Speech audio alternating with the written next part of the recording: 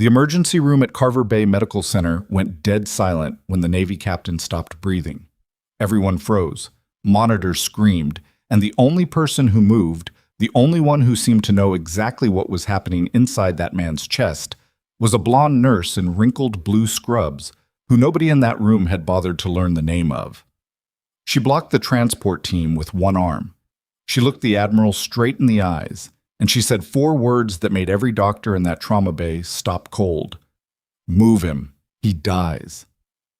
Nobody believed her. They were about to find out how wrong they were. If this story already has you holding your breath, you're exactly where I want you. Hit that subscribe button and follow along, because the twist coming at the end of this series will leave you stunned. Drop a like and tell me in the comments what city or country you're watching from. I want to see how far this story travels. Now let's begin. The explosion happened at 11:47 on a Tuesday night, and for the people working the overnight shift at Carver Bay Medical Center, the world changed in under 4 minutes. The call came through the emergency radio first. A naval transport vessel, the VSS Meridian, had struck a ruptured fuel junction along the Belhaven Port Authority dock. The resulting fireball had torn through the lower deck, and early estimates were already putting the casualty count somewhere between 60 and 120 passengers, with more still unaccounted for in the water. The hospital's emergency broadcast system kicked on. Trauma 1 was activated. Beds were cleared. Surgeons were pulled from scheduled procedures. By the time the first ambulances rolled through the bay doors, the trauma department of Carver Bay Medical Center looked less like a hospital and more like a war zone staging area. Gurneys stacked 3 deep in the corridor, blood pressure cuffs hanging loose, nurses moving fast in every direction while the overhead fluorescents buzzed and flickered from the sheer electrical load of every monitor in the building running at once. Mara Voss was 41 years old, had worked in this hospital for 6 years, and had seen mass casualty events before. She knew the controlled chaos that came with them. The noise, the confusion, the way certain people rose to it and certain people collapsed under it. As charge nurse for Trauma 1 that night, she was already on her 4th full lap of the floor when she spotted the new transfer at the north entrance bay. "Voss!" One of the paramedics, a barrel-chested man named Deshawn with blood on his left forearm that wasn't his, caught her eye as he pushed through the double doors. "Got a Navy officer in bad shape, chest trauma, possible rib involvement. BP's been dropping since the dock." "Name?" "Davenport, Captain Reeves Davenport. There's a military escort coming in behind us. Admiral somebody. He's been on the radio the whole ride over." Mara looked past him at the gurney rolling in. The man on it was in his early 50s, barrel-chested and broad-shouldered in the way of someone who had spent decades in physical service. His dress uniform was cut open at the chest, the ribbons and insignia of a long career now hanging in torn strips. A breathing mask was over his face, but even from 8 feet away, Mara could see that his color was wrong. Too pale. Too still. The kind of still that wasn't rest. She directed the team toward Bay 3 and keyed her radio to flag down Dr. Harmon Briggs, the attending trauma physician on call. She didn't immediately notice the woman already standing beside the captain's gurney. Sloan Archer had been on shift for 9 hours. She was 33 years old, medium height, with pale blonde hair pulled back in a bun that had given up on being neat around hour 3. Her scrubs were the standard issue blue of every other nurse on the floor that night. Her badge said what it always said, S. Archer, Emergency Trauma Nurse, Carver Bay Medical Center. Nothing else. She had transferred to Carver Bay 14 months ago from a small regional clinic in western Montana that most people in the building had never heard of. She was quiet. She did her job. She didn't push for recognition or for the kinds of assignments that got your name talked about in the lounge. She showed up early, stayed late, and had a habit of standing at the edge of a chaotic scene long enough to actually look at it before she touched anything, which was a quality that could easily be mistaken by people not paying close attention for hesitation. She wasn't hesitant. She was reading the room. And what she was reading right now, in the first 15 seconds of Captain Reeves Davenport being wheeled into Bay 3, was something that made the skin at the back of her neck go tight and cold. She stepped closer to the gurney. She didn't touch anything yet. She listened. His breathing had a sound to it, subtle, almost masked by the ambient noise of the floor, but it was there. A faint, trapped quality. like air trying to escape a space that had closed off around it. His neck veins were slightly distended. His trachea, just barely, had begun to deviate. Sloane had learned to read those signs in conditions where getting them wrong meant carrying someone home in a body bag. She had learned them in the dark, in the rain, with limited equipment and no hospital within 100 miles. She reached for the supply cart beside the gurney. "Excuse me." The voice came from the doorway. She turned. The man who had spoken was in his late 50s, with the kind of posture that came from decades of authority being physically worn into the spine. His uniform was full-dress navy, immaculate even given the chaos of the night. Dark jacket, gold insignia, cap already removed and held under one arm. His face was angular and controlled, and he was looking at Sloane the way people looked at someone they had already categorized and moved past. "Are you the attending physician?" he asked. "No, sir. I'm the trauma nurse assigned to this bay." A brief pause. "Where's the doctor?" "On his way. ETA approximately 4 minutes." The man, whose name, as she would learn from the military aide standing half a step behind him, was Rear Admiral Gregory Faust, stepped fully into the bay and positioned himself at the foot of the gurney. He looked at Davenport, then back at Sloane. 4 minutes, he repeated. Not a question, more like a verdict. "Yes, sir." "And in those 4 minutes, what exactly is your plan?" Sloane had already returned her attention to the patient. She was watching his chest rise and fall, watching the slight asymmetry of it, the way the left side lagged behind the right by just a fraction. She counted 3 breath cycles. Then she moved to check the position of his trachea with 2 fingers, lightly, at the base of his throat. "I'm assessing his condition," she said. "You're a nurse," Faust said. His tone was flat, not cruel, but absolute in the way that certain voices became when they were accustomed to going unchallenged. "Assessment is the physician's responsibility. What I need you to do right now is prepare this patient for transfer to imaging. We need a full chest CT." Sloane didn't move. She was still watching the monitor, heart rate climbing, BP dropping another 2 points since Deshawn had called it at the door. "I can't recommend that," she said. The aide shifted. Faust's expression didn't change, but something behind his eyes did. A slight sharpening, the way a person looks when they register that someone has just said something they weren't expecting. "Excuse me?" Sloane looked up. She met his eyes directly, without aggression, without apology. "Moving him right now isn't safe. Something is building in his chest cavity. CT transport takes a minimum of 6 minutes door to door, and I don't think he has 6 minutes." A beat of silence. Faust looked at the aide, then back at her. "You're telling me based on your nursing assessment that a captain in the United States Navy shouldn't be moved to imaging. I'm telling you that if you move him right now, I think he'll code before he reaches the scanner." The aide actually made a noise. A short, involuntary exhale that wasn't quite a laugh. One of the other nurses in the bay, a younger woman named Priya who had only been at Carver Bay for 8 months, had stopped what she was doing and was watching from across the room with wide eyes, trying to figure out if she should intervene or disappear. Faust took 3 steps closer to Sloane. When he spoke again, his voice was quieter, which somehow made it carry more weight. "I don't know what your experience level is, and I'm sure you're very capable. But this man has more than 20 years of service to this country, and right now, the decision about his medical care is going to be made by someone with an MD, not a nursing badge. Do you understand me?" Sloane held his gaze for exactly 1 second longer than was comfortable. Then she said, "I understand. I still can't move him." Mom. The next 3 minutes were the longest of Priya's life. She watched from the corner of Bay 3 as Admiral Faust made 2 phone calls, one to someone in hospital administration, one that she couldn't hear clearly but that seemed to involve a great deal of tight, controlled language about jurisdictional authority and compliance. A man in a suit appeared from somewhere, so Gary Elson, the overnight administrative supervisor, a compact man in his late 40s who had a reputation on the floor for being primarily concerned with avoiding problems that would end up in his email. And he looked at the situation in the bay with the expression of someone who had walked in on a fire and was already trying to calculate whose insurance would cover it. "Ms. Archer," Elson said, approaching her with the professional warmth of a man who wanted something to go away. "I understand there's a disagreement about transport protocol." There's no disagreement, Sloane said. She was still beside the gurney. She hadn't moved from the captain's side. I'm describing what I'm observing in this patient and making a clinical recommendation. You're a floor nurse, Elson said. Clinical recommendations are, if he's moved right now, he's going to die, Sloane said. The word landed in the room like a stone dropped in still water. Elson flinched. Faust's jaw tightened. That is a serious statement, Elson said. Yes, Sloane agreed. It is.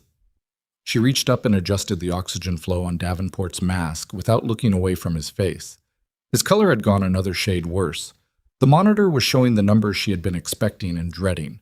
Heart rate up, BP down, oxygen saturation beginning to slip in the direction that meant the window was narrowing. She spoke quietly, almost to herself, but clearly enough that everyone in the bay could hear her. Tension pneumothorax. Air is accumulating in the pleural space and compressing the heart. He has maybe 3-4 minutes before it shifts enough to stop ventricular function. Elson looked at the monitor, then at her. That's a physician's diagnosis. Then get me a physician. Dr. Briggs is... I know where Dr. Briggs is. I also know that this man's trachea is deviating to the right. His jugular veins are distending, and his lung sounds on the left side are absent. She finally turned to look at Elson directly. I have seen this before. I know what it looks like when there are 3 minutes left on the clock. Get me the physician or get out of my way and let me do what needs to be done. The silence in the room was absolute. Faust stared at her. Elson opened his mouth, closed it, and then the monitor began to alarm. Dr. Harmon Briggs came through the bay doors at a half run, white coat still flapping from where he'd been coming from Trauma 2. He was 53 years old, trim and sharp-featured, with the slightly harried precision of a surgeon who had been doing this long enough to hate surprises. He took one look at the monitor, one look at Davenport, one look at Sloane Archer. Talk to me, he said to her. She didn't wait. Left-sided tension, pneumo, progressive, tracheal deviation, absent breath sounds on the left, JVD, BP at 81/40, and dropping. He needs needle decompression right now before you do anything else. Briggs had already stepped to the patient's side. He ran a rapid assessment, hands, stethoscope, eyes, and he did it the way she had described it, and the way she had been right. Get me a 14 gauge, he said, and Sloane had it in her hand before he finished the sentence. The room reorganized itself around what happened next with the kind of speed that only trauma teams in the middle of genuine emergencies achieve. The other nurses moving to positions, the aides stepping back, Elson retreating to the doorway, and Faust standing very still in the corner watching. The needle went in at the second intercostal space, mid-clavicular line, and the hiss of escaping pressure was audible even over the monitor. Within 45 seconds, Davenport's oxygen saturation began climbing. Within 90, his blood pressure started recovering. Within 3 minutes, his color had changed enough that Priya, who had pressed herself against the wall during the whole thing, let out a breath she hadn't known she was holding. Dr. Briggs stood back and looked at the monitor for a long moment. Then he looked at Sloane. How long have you been watching this? He asked. Since he came through the door, she said. He nodded slowly. Something in his expression shifted, not the dramatic, sudden kind of shift, but the quieter one. The kind that happened when a person recalibrated what they thought they knew about someone. Good catch, he said. It wasn't much, but in the context of that room, with Faust standing in the corner and Elson at the door and Priya still barely breathing, it landed like a thunderclap. Sloane just nodded and began documenting. The rest of the night moved at the pace of a mass casualty event, which meant it barely paused long enough for any one thing to settle before the next was already arriving. Sloane worked through it the way she worked through everything.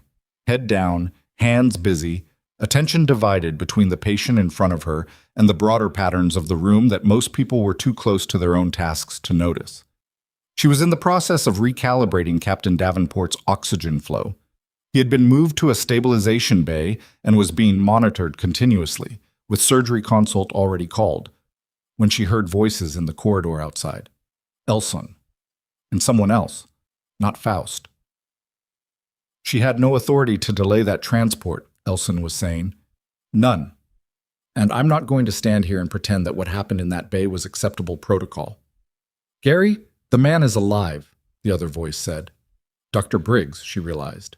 Whatever protocol concerns you have right now, this isn't about the outcome, Elson said. This is about a floor nurse contradicting the medical staff, refusing orders from military personnel, and essentially holding a patient hostage on her own judgment. That's a liability issue. That's a process violation. And if we let it go because it worked out, she was right, Briggs said, flat and simple. She was lucky. A beat of silence. Gary, Briggs said, and his voice was quieter now, slower. She walked me through that diagnosis in about 30 seconds, and she didn't miss a single clinical indicator. That's not luck. I don't care what it is, Elson said. I need a formal incident report, and I need her supervisor notified. We are not setting a precedent where nurses override physician authority because they happen to be in the room first. Sloane stood in the stabilization bay and listened to this without expression. She had heard versions of it before. Not here, but before. In other rooms, other corridors, other arguments about authority and protocol that happened over the heads of the person who had actually done the work. She turned back to the monitor and made a note in the chart. It was Priya who found her, about 40 minutes later, on a small break outside the ambulance bay. The night air coming off Belhaven port was cold and carried the faint chemical smell of the explosion still sitting somewhere in the harbor. Sloane was standing with her back against the wall, hands loose at her sides, watching the last of the emergency response vehicles circling in the distance. "Hey," Priya said. "Hey, you okay?" Sloane looked at her. Priya was 26, earnest in a way that hadn't been worn down yet, and she was looking at Sloane with an expression that was trying to be casual but wasn't quite making it. "I heard what Elson said," Priya offered. I wasn't listening. I was just in the corridor, and..." "It's fine," Sloane said. "It's not fine. You saved that man's life, and he's in there filing paperwork about it." Sloane exhaled and looked back out at the harbor. "It's how it works sometimes." "It shouldn't be. A lot of things shouldn't be." She said it without bitterness. It came out more like a statement of physics, a fact about the way certain objects behaved under certain conditions. "Go back inside. It's going to get busy again." Priya hesitated. "For what it's worth. Everyone on the floor knows what you did in there." Sloane looked at her for a moment. "That's not really what matters," she said. She pushed off the wall and went back inside. The incident report was filed at 2:30 in the morning. Sloane learned about it from Mara Voss, who pulled her aside near the nurse's station with the expression of someone delivering information they personally found embarrassing. "Elson put in a formal complaint," Mara said. "Insubordination, delay of authorized medical transport, overstepping scope of practice." She paused. "He's recommending a suspension pending review." Sloane was quiet for a moment. "When?" "Review board meets Thursday. You'll be on administrative leave starting tomorrow morning." Mara looked at her with something that was trying not to be apology. "I'm sorry, Sloane. I think it's bullshit for what it's worth. But my hands are on this one." "Okay," Sloane said. Mara blinked. "Okay? Thank you for telling me." She turned back toward Bay 3, where the overnight team was cycling through the remaining casualties from the port explosion. There were still patients who needed care. She went back to work. At 3:15 in the morning, Captain Reeves Davenport was transferred to the cardiac ICU in stable condition. At 3:22, a Navy intelligence officer named Lieutenant Commander Jasper Wren arrived at Carver Bay Medical Center, not as a casualty, but as part of the secondary response team sent to assess the condition of personnel from the VSS Meridian. He was in his early 40s, quiet-moving, with the kind of face that was easy to overlook in a crowd, which Sloane suspected was not accidental. He went first to the ICU to check on Davenport, then spent approximately 20 minutes speaking with the medical team, and then, for reasons that weren't immediately obvious, he came to the main trauma floor. He found Sloane at a workstation, entering documentation from the night's work. He didn't introduce himself right away. He stood at the edge of her peripheral vision for a moment, and she was aware of him without turning around, the way she was always aware of someone entering a room, an old habit that had never fully left her. Then he said, "Archer?" She looked up. He was looking at her hands, more specifically at the inside of her right forearm, where her sleeve had ridden up slightly above the wrist. There was a scar there, pale and thin and old, about 4 centimeters long, running diagonal across the muscle.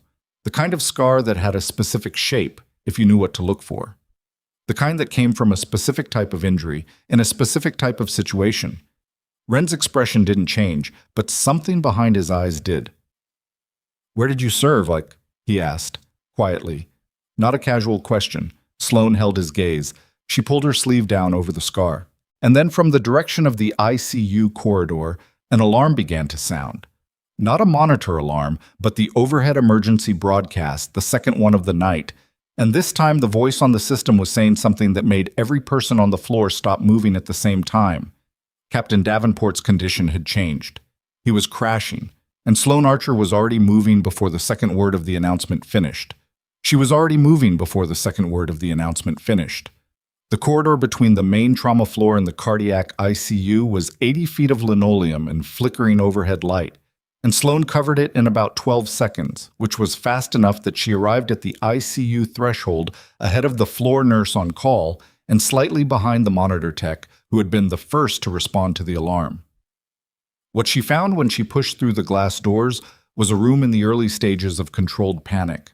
That specific window of time, maybe 90 seconds wide, when something has gone wrong enough to trigger alarms but not yet wrong enough that everyone has agreed on what to do about it. Captain Davenport was in the bed, the lead still attached, but his body had shifted, slumped slightly to the left, the way a person went when consciousness left without warning. And the monitor above him was showing a rhythm that didn't belong in any living person's chest. "V-fib," the monitor tech called out. Unnecessary, since the sound alone told the story, but it was the kind of thing people said out loud in those rooms because saying it out loud made the response automatic. The charge nurse on the ICU floor, a tall woman named Ortega, who had 15 years on this unit and who did not rattle easily, had already reached for the crash cart. She looked up when Sloane came through the door, and her expression was the flat, focused kind that meant she didn't care who was in the room as long as they could do something useful.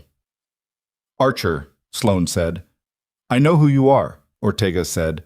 "Can you run the board while I do compressions?" "Yes." It wasn't a conversation, it was a handshake, and it lasted 2 seconds, and then they were both at the bed. Ortega started chest compressions with the kind of force that looked violent from the outside and was exactly what it needed to be.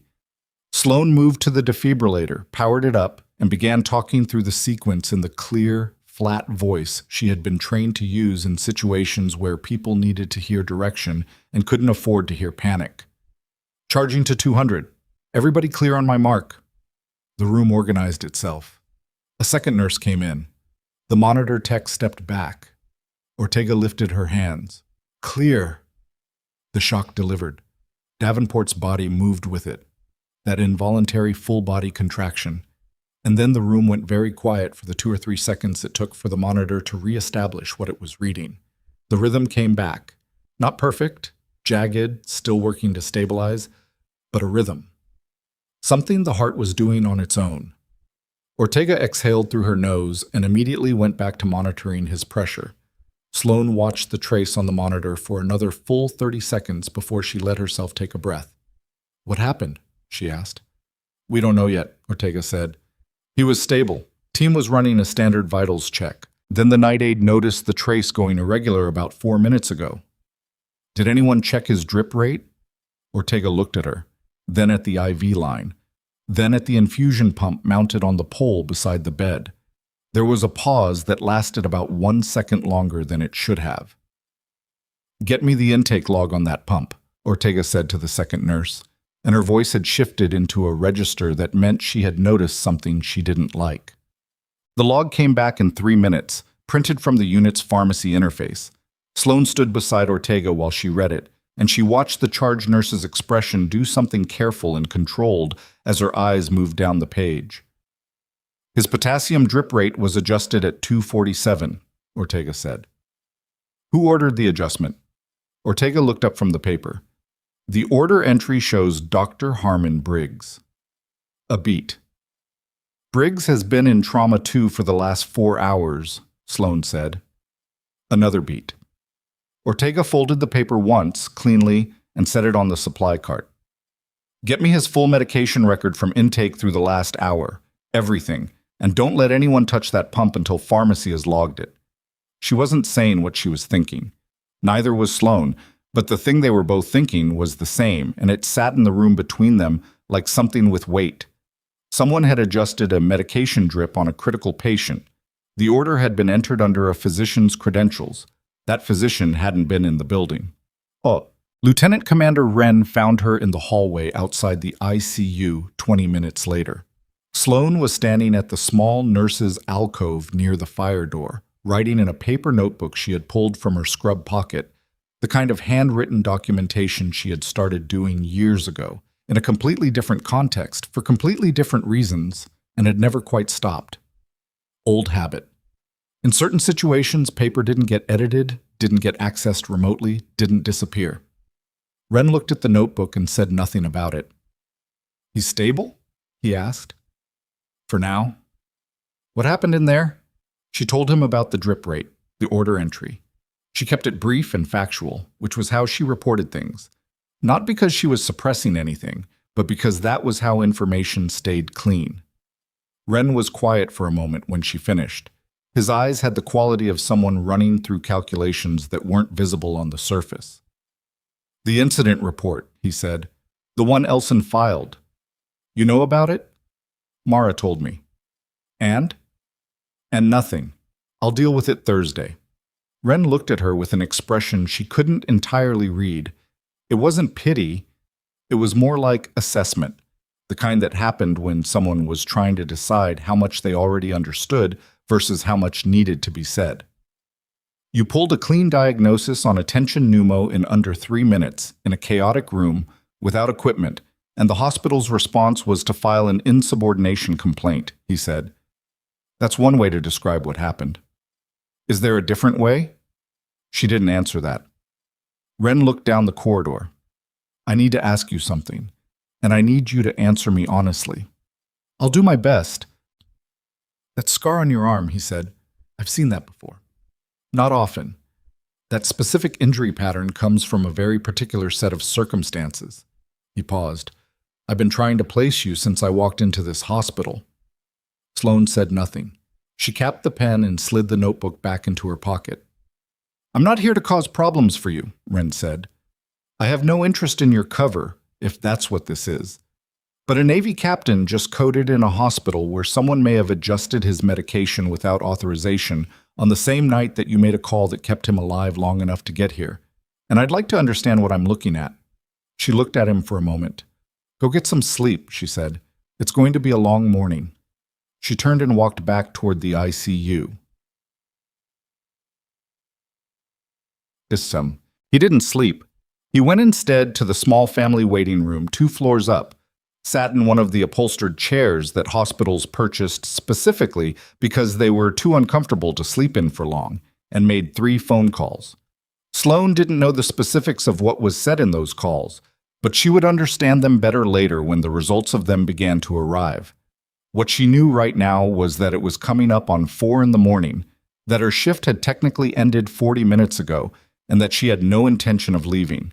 She was at the nurse's station entering the last of her documentation, the kind of precise, time-stamped clinical record that would matter enormously if this went anywhere, when Priya appeared at her elbow with 2 paper cups of coffee that smelled burnt and slightly medicinal, and were exactly what the situation called for.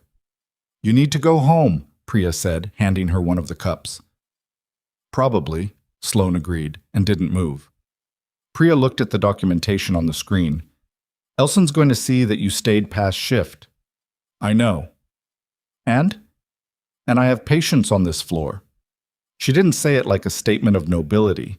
She said it like a fact about gravity. Priya was quiet for a moment. Then, "The thing in the ICU, is the captain going to be okay? If nothing else goes wrong tonight, do you think something else will go wrong?" Sloan took a sip of the bad coffee and looked at the corridor leading toward the ICU wing. "I think when one unexpected thing happens, You pay closer attention to everything after it. Priya seemed to absorb this. What do you think happened with the drip? I don't know yet. But you have a theory. Sloane looked at her. Priya was smart, genuinely smart, not just competent. And there was a version of this conversation where Sloane told her to go home and leave it alone. But Priya was also going to be on this floor tomorrow, and the day after, and in Sloane's experience, the people who worked beside you were better equipped when they understood the landscape. I think someone entered an order they had no business entering, Sloane said. I think the timing matters, and I think until we know more, everyone on this unit should be logging physical access to every critical drip manually. Priya stared at her. You think someone did it on purpose? Sloane didn't answer. She went back to her documentation. The morning shift began arriving at 6 a.m., and with them came Gary Elson, which was unusual. Elson was a man who kept administrative hours, not clinical ones, and his presence at 6 a.m. on a Wednesday was the kind of signal that required no interpretation. He found Sloane at the end of the East Corridor doing a final check on one of the overnight trauma patients, a merchant sailor from the Meridian with a badly broken arm and 3 cracked ribs, who had spent the night cycling between frightened and medicated, and he stood in the doorway with an expression that suggested he had rehearsed what he was about to say. Ms. Archer, you're still here. Finishing my documentation. Your shift ended at 3. I'm aware. He stepped into the room. The sailor, whose name was Petros and who was from somewhere near the Aegean coast of a country Sloane hadn't been able to catch in the intake paperwork, watched the exchange from his bed with the focused attention of someone who understood tone, even if he was only catching about half the words. I need you to understand, Elson said, keeping his voice controlled and professionally even, that being present outside your assigned shift hours while under administrative review is not going to help your situation. Sloane finished what she was writing. She made sure the chart was correctly dated. Then she looked up at Elson. There was an adverse event in the ICU at approximately 3:20 this morning, she said. Captain Davenport went into ventricular fibrillation and was successfully resuscitated. As part of that response, I assisted the ICU charge nurse, and I flagged a potential discrepancy in his medication record. I've documented everything, and I've notified the pharmacy interface. If the review board wants to include my overtime in their assessment, I'm comfortable with that. Elson's expression moved through several things in quick succession. He landed on something that was trying to be authoritative and not quite making it. You're making this significantly more complicated than it needs to be, he said. I'm doing my job, she said. Those are different things. She handed Petros his water cup, told him the day nurse would be in within the hour, and walked past Elson into the corridor. The pharmacy discrepancy report landed on the floor supervisor's desk at 7:15 a.m. By 7:40, the hospital's risk management team had been notified. By 8:05, the internal investigation unit had pulled the access logs for the ICU medication management system. The order that had adjusted Captain Davenport's potassium drip rate, the order entered under Dr. Briggs's credentials at 2:47 a.m., had been accessed from a terminal in the hospital's administrative wing. Not the ICU, not the trauma floor, the administrative wing. Where, the access log showed, the badge scan at 2:31 a.m. belonged to a single individual who had used a visiting personnel clearance to enter the building earlier that evening as part of the military escort attached to Admiral Faust's team. Sloane didn't get this information directly. She got it secondhand, in pieces, through Mara Voss, and then through a terse and carefully worded phone call from the risk management liaison that told her, without actually saying it plainly, that the nature of the overnight incident had expanded substantially, and that her formal review had been placed in a holding pattern pending additional information. She was in the break room when she took the call. She sat there for a moment after it ended, coffee going cold in front of her, and she let herself think about the specific shape of what she was looking at. Someone from the military escort had accessed the medication management system. Someone had adjusted a potassium drip in a way that could cause cardiac arrhythmia in a patient who was already compromised. Captain Davenport was not just a casualty of the port explosion. Someone might have wanted him to not survive the night. Wren appeared in the break room doorway at 8:30. He didn't knock. He came in and sat down across from her and set his phone face down on the table, which was a thing she noticed because it was deliberate. "You've been briefed," he said. It wasn't a question. "Partially." "Then let me fill in the rest." He folded his hands on the table. He had the posture of someone who was used to giving briefings in rooms that were not designed for briefings. Reeves Davenport was not just the commanding officer of the Meridian. He was the senior officer on a logistics oversight committee that has been investigating a procurement fraud scheme running through 3 naval contractors for the past 11 months. He was scheduled to present findings to a Senate subcommittee in 8 days. Sloan looked at him. "Who else knew that?" she asked. "More people than should have," Wren said. "And the escort? The one who accessed the terminal?" "Petty Officer Second Class Doyle Marsh. He came through the Port Authority assignment 3 months ago. His personnel file looks clean, but we've been running supplemental checks since 5 this morning, and his cell activity has some connections we want to look at more carefully." Sloan absorbed this. She had been in rooms before, in different rooms, different tables, different countries, where someone had laid out a problem with this specific shape, the kind of problem where the visible event was a decoy, and the actual mechanism was something that happened quietly in a hallway or through a keyboard or in the 2 minutes when nobody was looking. "He's still alive because of what happened at 3:20, she said. "Yes, and if the cardiac team had followed the transfer protocol that the Admiral requested, if they'd moved him to imaging at 11:50, he wouldn't have made it to the scanner," Wren said, "and it would have read as complications from the chest trauma, clean, untraceable." Sloan looked at the cold coffee in front of her. "There's something else," Wren said. She waited. "The access log from the med system flagged your credentials check from earlier in the night, when you first raised the medication discrepancy with Ortega." He paused. "Someone in the administrative wing also ran your personnel file at approximately 3:50 this morning." Sloan went very still. "My file," she said. "Your current file. Carver Bay employment records. Pre-transfer history, which is limited." He watched her face. Whoever ran it wasn't satisfied with what they found because they then attempted to access a secondary database, one that's not accessible through standard hospital systems. "What database?" "The kind that requires federal clearance to even know it exists," Wren said quietly.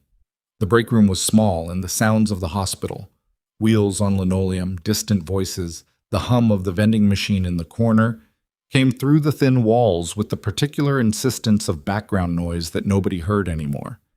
Sloan looked at her hands on the table. She had spent 14 months here being ordinary. She had worked hard at it. The messy bun, the worn-out scrubs, the careful habit of standing at the edge of things rather than the center. She had chosen Carver Bay specifically because it was the kind of hospital where a nurse could be competent and present and completely invisible in the way she needed to be invisible. One night, one patient, one room where she couldn't make herself stand still and do nothing. "Someone's trying to figure out who I am," she said. "Yes," Wren said, "and I think you know what it means if they find out before we contain this." She did know, she had known, on some level, from the moment she saw Davenport's trachea shift in that first terrible minute in Bay 3. She had known when she heard the defibrillator alarm. She had known when the pharmacy log showed a timestamp that didn't belong. "How long do we have?" she asked. Wren glanced at his phone, still face down on the table. "I put in a request to lock the secondary access at 5 this morning. They're working on it." He paused. "But if they pulled anything before the lock went in—" The door to the break room opened. It was Mara Voss, and she looked the way people looked when they were carrying information they hadn't wanted to be the one to carry. "Sloan," she said, "there are 2 men from the hospital board in Elson's office right now, and they're asking to see all security footage from the trauma bay last night. All of it." She hesitated. "And Admiral Faust is with them." Sloan stood up from the table. She looked at Wren, who was already reaching for his phone. Then she looked at Mara, who was holding the door and watching her with an expression that had no precedent in any of the 14 months they had worked together, something that was trying to ask a question it didn't yet have the words for. "Tell them I'll be there in 5 minutes, Sloan said. She said it the way she said everything, quiet even, no wasted movement in the voice. But something had shifted in the set of her shoulders, and Mara noticed it, and Priya would have noticed it too if she'd been there. The way you noticed when someone stopped being careful and started being ready.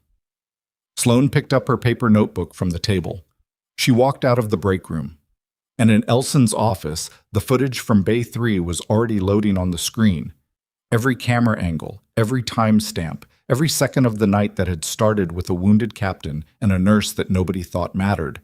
And on that footage, clear and unambiguous and impossible to explain away, was everything that had actually happened.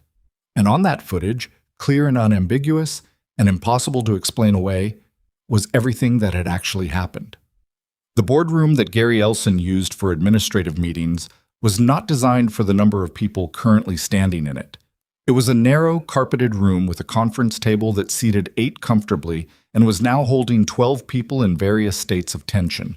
2 members of the hospital board, Elson himself, Admiral Faust and his aide, Lieutenant Commander Wren, Maravos, Dr. Briggs, the hospital's legal counsel, a woman from risk management named Paula Setti, who had arrived with a laptop and a face that gave nothing away, and Sloane. Nobody offered her a chair. She stood near the back wall beside Wren and watched the screen at the end of the table where the security footage from Bay 3 was running on a split display. 3 camera angles, all time-stamped, all covering the period between 11:51 p.m. and 12:34 a.m. The board member running the playback was a man named Aldrich, silver-haired, methodical, with the practiced neutrality of someone who had spent decades on institutional oversight committees and had learned to treat every piece of information like evidence rather than narrative. He had not introduced himself to Sloane. He had barely acknowledged her presence, but she noticed that every time he advanced the footage, his eyes moved briefly in her direction, the way a person's eyes moved when they were building a case in real time and checking their assumptions against the source material. The footage was damning, not for Sloane. It took approximately 4 minutes of watching to understand that, and another 6 to understand the full shape of it, and Sloane watched Gary Elson understand it in real time. Watched his posture shift by increments, the kind of shifting that happened when a person realized the story they had been telling themselves had a different ending than they expected. The footage showed the sequence exactly as it had happened. Davenport arriving, the transport team's initial positioning, Faust entering the bay. The exchange, Sloane's assessment, her refusal to authorize the move, Elson's arrival, the escalation. And then, documented in 3 angles with timestamps down to the second, the moment when Davenport's monitor began alarming, followed immediately by Sloane moving to the supply cart, followed by Briggs arriving and confirming her diagnosis in under 90 seconds. There was no ambiguity about the sequence. There was no ambiguity about who had read the room correctly and who had not. Aldrich stopped the playback and looked at his colleague, a woman named Torrance, younger, with reading glasses pushed up into her hair. And something passed between them that didn't need to be said out loud. Then Aldrich looked at Elson. "Gary," he said, and his tone had the specific quality of someone who is being careful not to say too much in a room that was too full. "The complaint as filed describes Ms. Archer as delaying authorized medical transport and overstepping her clinical scope." "That's correct," Elson said. His voice was controlled. His hands, flat on the table, were not. "Based on what we've just watched," Aldrich said, "can you walk me through which portion of her actions constituted a delay?" A pause. "She refused to authorize. She doesn't authorize transport. That's a physician function." Aldrich's tone remained even. "So what specifically did she do that delayed anything?" The room was very quiet. Elson looked at Briggs, which was a mistake because Briggs was looking at the table and had no interest in providing cover for anyone. "She created a confrontational dynamic," Elson said finally, "that prevented a coordinated response from Dr. Briggs," Aldrich said, cutting across Elson without inflection. "In your clinical assessment, did Ms. Archer's actions delay or hinder your treatment of Captain Davenport?" Briggs looked up from the table. He was a man who did not enjoy being put in positions, and this was a position, and he had enough professional integrity to answer it straight. "No," he said. "She had him prepped, and the correct instrument in my hand before I'd finished assessing. If anything—" He stopped, started again. "If she hadn't held that room when she did, we'd have been doing resuscitation in the CT corridor." Aldrich nodded once and made a note. Faust had not spoken since the footage began.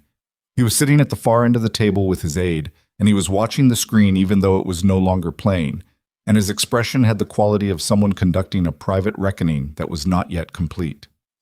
The medication incident changed the temperature of the room in a different way. Paula Sett from Risk Management presented the pharmacy log findings at 9:15 a.m. The access records, the credential discrepancy, the terminal location in the administrative wing. She presented it in the flat, document-based language of risk management, which stripped the human drama out of it and left only the structural facts, which were in some ways more alarming than the drama would have been. An unauthorized user had accessed the medication management system using borrowed physician credentials. The resulting order had elevated a critical patient's potassium infusion rate by a margin consistent with inducing cardiac arrhythmia in a patient with existing chest trauma. The patient had experienced ventricular fibrillation approximately 36 minutes after the order was entered. The patient had been resuscitated. "We've already been in contact with NCIS," Wren said from his position beside Sloan. It was the first time he had spoken since the meeting began, and the room shifted when he did. A small, collective reorientation toward the person who had just introduced a federal dimension to what had started as a hospital administrative matter. "This is now a criminal investigation running parallel to your internal review. I'd ask that access to the medication logs and the ICU footage from overnight be preserved and treated as evidence." Elson stared at him. "NCIS. Naval Criminal Investigative Service," Wren said mildly. "We're aware of Captain Davenport's role in the procurement investigation. We're treating last night as a potential targeted interference with a material witness." The aide leaned toward Faust and said something quiet. Faust didn't respond. Torrance, the younger board member, looked at Sloan directly for the first time since the meeting started. "Ms. Archer," she said, "you were the one who flagged the medication discrepancy." "The ICU charge nurse, Ortega, identified it with me," Sloan said. "I raised the initial concern about the drip rate. She escalated it correctly." "What made you look at the drip rate?" Sloan considered the question. "When a patient who has been stabilized experiences a sudden cardiac event, you work backward. His chest trauma had been addressed. His rhythm had been stable. The most likely sources of destabilization in that window were mechanical, pharmaceutical, or both. The drip rate was the fastest thing to check." Torrance wrote something down. "That's a fairly systematic approach for a floor nurse responding to an alarm." "It's the approach that made sense in the situation," Sloan said. The room absorbed that. The meeting ended without resolution, which was the kind of ending that administrative meetings had when they had grown larger than their original mandate. Aldrich told Elson that the incident report and suspension recommendation were being held pending the conclusion of the internal review and the NCIS investigation. Elson nodded with the expression of a man who understood that he had lost something but hadn't yet calculated exactly how much. Faust left without speaking to anyone except his aide and Wren, a brief exchange near the door that Sloan couldn't hear. She was in the corridor afterward, Wren beside her, when Briggs caught up to them. He looked tired. He had been on for longer than she had, and it showed, not in his hands, which were still precise, but in the skin around his eyes and the slight drag in his step. He stopped in front of Sloan and seemed to be working out how to say something that didn't have a natural professional frame. "I should have listened to you faster in that bay," he said. She looked at him. "You got there." "Not fast enough." "Fast enough for him," she said. He nodded. It was an uncomfortable nod, the kind that came from a man who was used to being the most competent person in the room and was adjusting that self-assessment in real time. He started to say something else, stopped, and then just said, "Good work last night," which was inadequate and they both knew it, but it was what he had and she accepted it for what it was. He walked away toward Trauma 2. Wren watched him go. "He'll come around," he said. "He already has," Sloan said. "That's what that was." But the situation with Doyle Marsh broke open at 11:15. Sloan was in the locker room changing into a fresh set of scrubs. She had not left the building, had no immediate intention of leaving, and the scrubs from the night before were past the point of continued use, when her phone buzzed with a message from Wren. 3 words, "Need you now." She found him in the small security office on the ground floor with a hospital security supervisor named Taft and a woman in civilian clothes who introduced herself as Special Agent Dara Mikos, NCIS, and who had arrived from the Portland field office sometime in the last hour with the kind of unhurried efficiency that meant she had been working on this longer than this morning. Marsh was in custody. He had been picked up at the Belhaven Port Transit Terminal at 10:40, trying to board a ferry to Astoria under a secondary identity. The secondary identity was well constructed, but not well constructed enough, and the NCIS had been looking for exactly that shape of exit since Wren's 5 a.m. call. He was being held at the Federal Processing Center across the bridge, and he was not talking, which was expected, and the investigation was expanding in the direction of the 3 naval contractors connected to Davenport's procurement case, which was also expected. What was not expected, or what had not been in Sloane's portion of the information until now, was what Marsh had said in the first minutes after his arrest, before the lawyers arrived and before he understood the full scope of what was being brought against him. Mikos pulled up a transcript on her tablet and set it on the desk. Sloane read it. Her expression did not change significantly, but she read the relevant section twice, and Wren, who was watching her, noticed the 2 reads. The relevant section was a short, disorganized string of statements Marsh had made during the initial apprehension, the kind of thing people said when they were scared and not yet managing what they were saying. Most of it was operational deflection, the instinct of a trained person to create noise around the signal. But one part was not. I didn't know she was going to be there. Whoever she is, she's not a floor nurse. You need to look at who she really is. She's the reason this went wrong. He's been talking about you, Mikos said. Sloane set the tablet down. Did he say anything specific, she asked. Not yet, but the phrasing, whoever she is, suggests he tried to run your file and didn't find what he expected, which matches what we pulled from the terminal access log. Mikos looked at her steadily. He knows you're not what your hospital file says you are. He doesn't know what you are. That's a problem for him, and potentially a problem for you. Why a problem for me? Sloane asked. Because if he's connected to people above the contractor level, and we think he is, those people are going to want to know the same thing he wants to know. Wren said, It also means your current position here is compromised. Sloane looked at the wall above the desk for a moment. There was a shift schedule pinned there, the weekly grid for the security desk staff, neat columns of names and hours, everything in its assigned place. What are you asking me? She said. We're not asking you anything yet, Mikos said, but we're asking you not to go anywhere. I wasn't planning to. Mikos studied her for a moment with the careful attention of someone who spent their professional life reading the space between what people said and what they meant. How long have you been at Carver Bay? 14 months? Before that? Western Montana, Regional Clinic. Sloane met her eyes. It's all in the file. The file is thin, Mikos said. Small clinic, not much to document. There was a pause. Ms. Archer, Mikos said, and her voice shifted slightly. Not harder, but more direct. The kind of directness that meant she was done with the perimeter of the conversation. I've been doing this for 12 years. I know what a thin file looks like because there's nothing in it, and I know what a thin file looks like because someone made it thin. Yours is the second kind. She paused. I'm not your problem. I'm running a federal investigation into an attempt on the life of a material witness in a major procurement fraud case. You're a person of significant interest in that investigation, as a witness, not a subject. But I need you to understand that the circle around this is going to get smaller over the next 24 hours, and the people inside that circle are going to need to be honest with each other. Sloane looked at her, then at Wren. Wren gave her nothing with his expression, but he had brought her here. That meant something. What do you need to know? She said. Start with before Montana, Mikos said. She didn't tell them everything. She told them enough, which was a line she had learned to walk a long time ago in rooms that were nothing like this carpeted, fluorescent-lit security office, but that required the same calculation.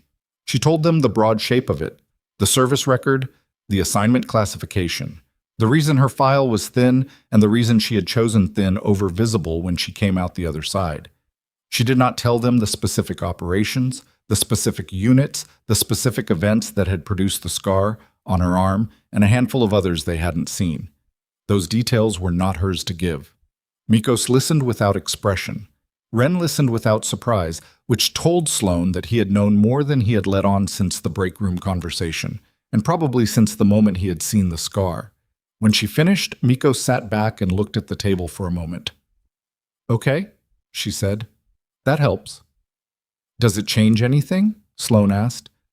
"It changes my understanding of why Marsh is spooked." Mikos closed the tablet cover. "And it changes my understanding of last night." "I didn't go into that bay because of anything operational," Sloane said. "I went in because a man was dying and I could see it." "I know," Mikos said. And the way she said it was different from the way most people said "I know." It had the quality of something actually believed rather than something offered to move the conversation along. Admiral Faust found her at 12:30. She was in the third-floor family lounge, which was empty at that hour. Most of the overnight families from the port explosion had been moved into regular room situations by now, and the lounge had gone back to its default state of muted television and chairs arranged for conversations nobody wanted to have. She was sitting in the corner farthest from the door with her notebook and a sandwich she had gotten from the cafeteria and had eaten about half of. Faust came in alone. No aide. He stood in the doorway for a moment, then came and sat down across from her with the careful deliberateness of a man who had chosen his approach. "I owe you an apology," he said. Sloane set her pen down. "I assessed you in about 30 seconds, he said, "and I was completely wrong." He wasn't looking for absolution in his voice. He was stating a fact about himself with the same directness he probably used when reviewing after-action reports on decisions that had gone poorly. "I was wrong, and it almost cost Reeves his life." "You were working with the information you had," she said. "I had the same information you had. I was looking at the same patient, the same monitor, the same room." He shook his head slightly. "I chose to see a floor nurse pushing back. You saw a man dying." She didn't argue with it, because it was true and they both knew it. "He's going to be okay?" she asked. "Surgery consult says the chest injury is manageable. The arrhythmia last night didn't cause lasting damage to the myocardium, which they're attributing partly to the speed of the resuscitation." He looked at her. "Ortega flagged you in her incident report. Said you ran the board." "We ran it together."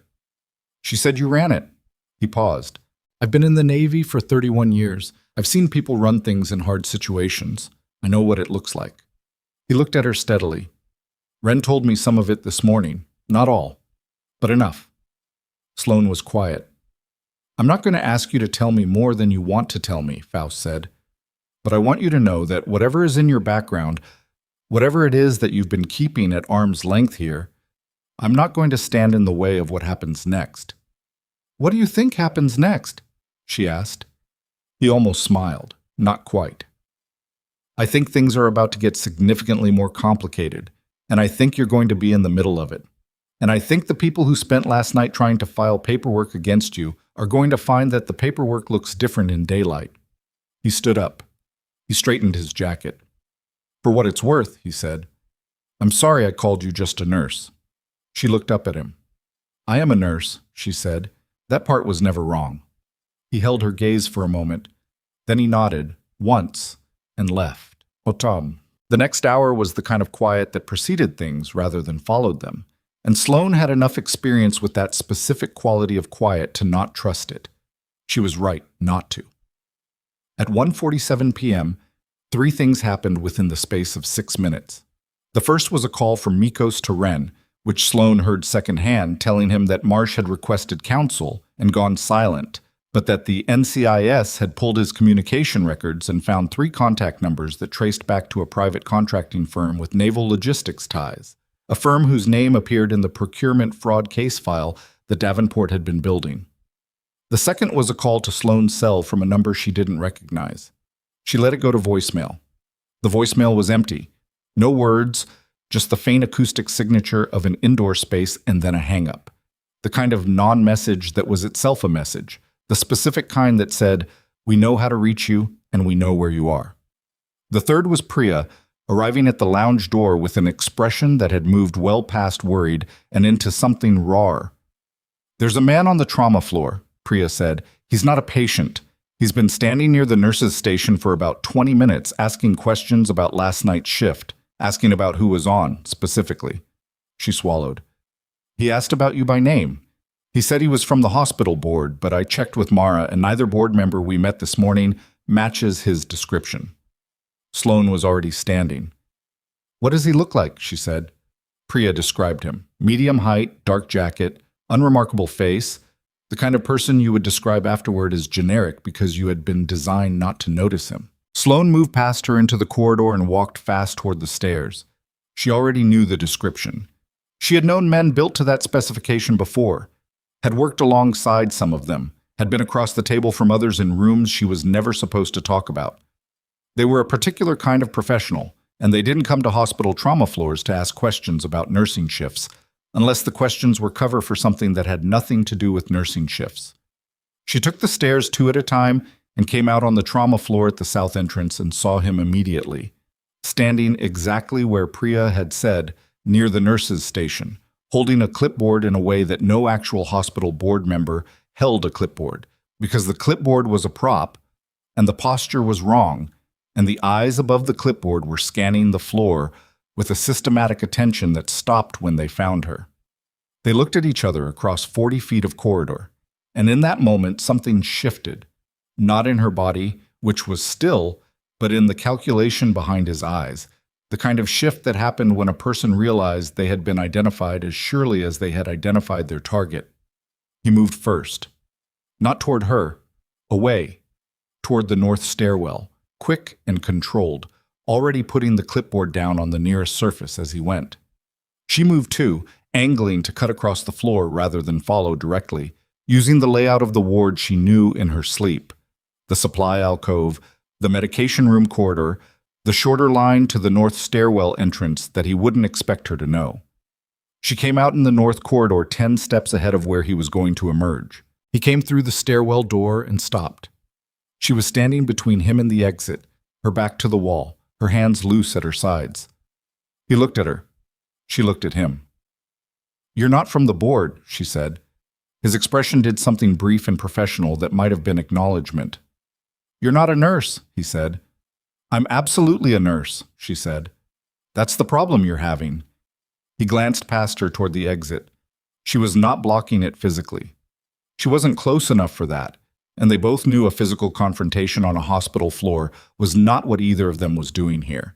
But she was in his eye line, and she was not moving, and the conversation they were having in the 4 feet of space between them was not the kind that required words to be fully understood.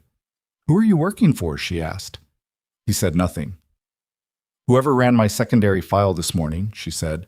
"The federal level one. Did they send you?" Still nothing. "Marsh is in federal custody," she said. "The NCIS has his communication records. Whatever you were sent here to find out, the window for it is already closed." Something moved in his face. It was small and quick, but it was there, and it told her that the information about Marsh was either news to him or worse than he expected. He made a decision.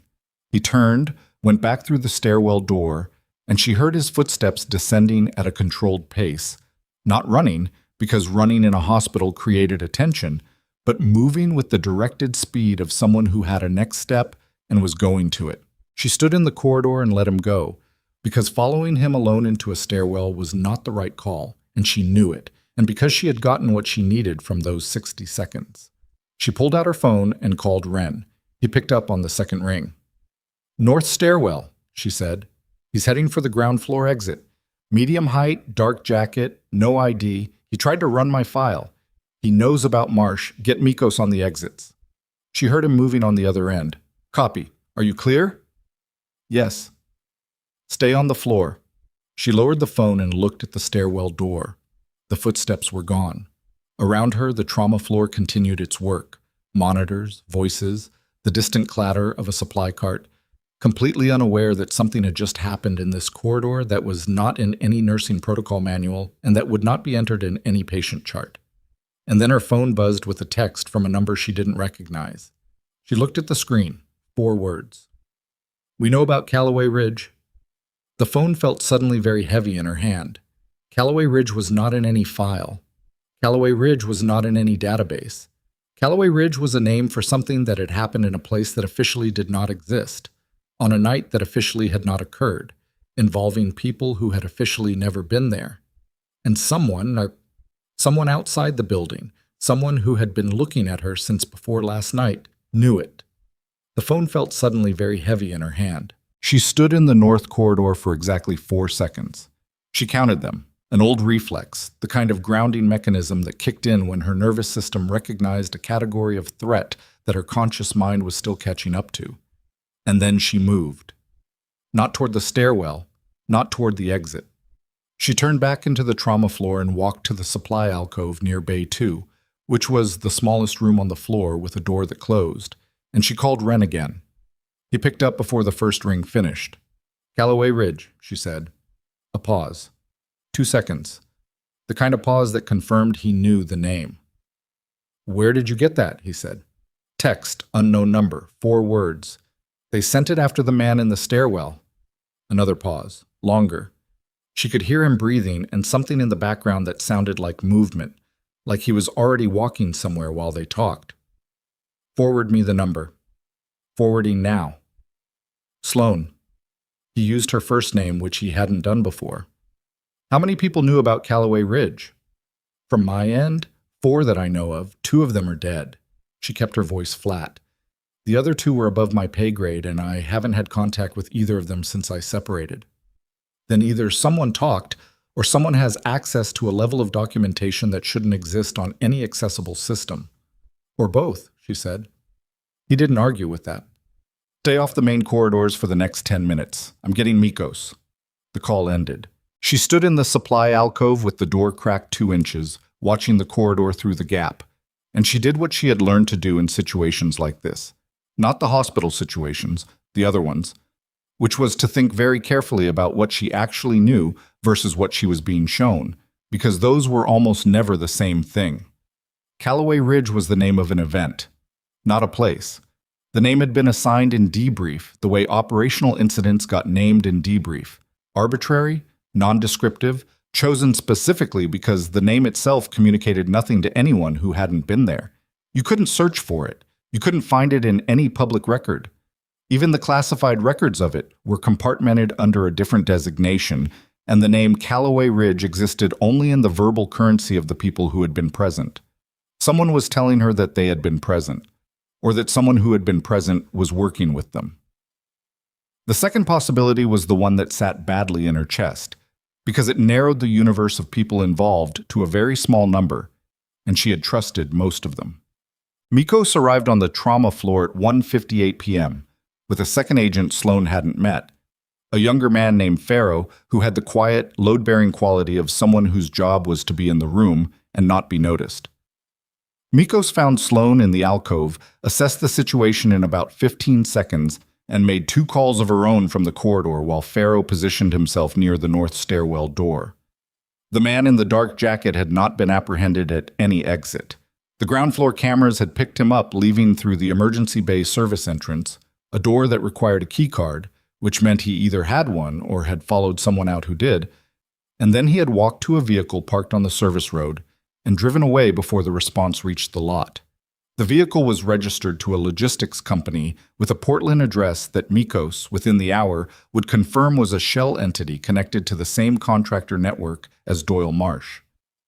"They're not being subtle anymore," Mikos said when she came back from the calls.